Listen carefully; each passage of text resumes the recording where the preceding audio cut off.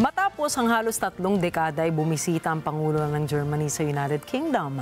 Alamin natin kung anong paghahanda ang ginawa ni King Charles III. Si Sarah Alcantara para sa balita.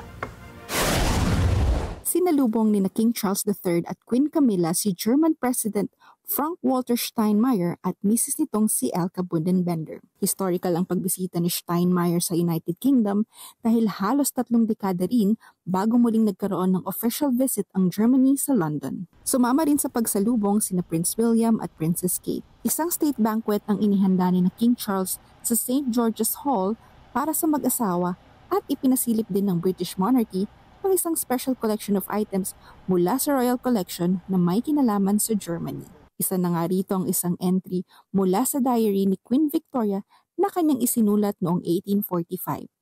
Tungkol ito sa pagbabakasyon ni Queen Victoria sa Germany kasama ang asawa nitong si Prince Albert sa Schloss Rosenau, the Rosenau Palace sa Coburg. Nakita rin sina British Prime Minister Keir Starmer at Steinmeier sa Downing Street. Sa pagsisimula ng kanilang pagpupulong, sinabi ni Steinmeier na bumuti ang ugnayan ng United Kingdom at Germany matapos lagdaan ang Kensington Treaty.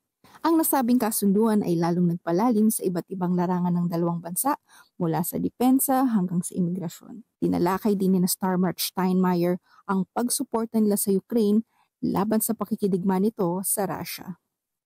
Sarah Alcantara, London Bureau para sa mata ng Agila International. Trusted, connected, on point.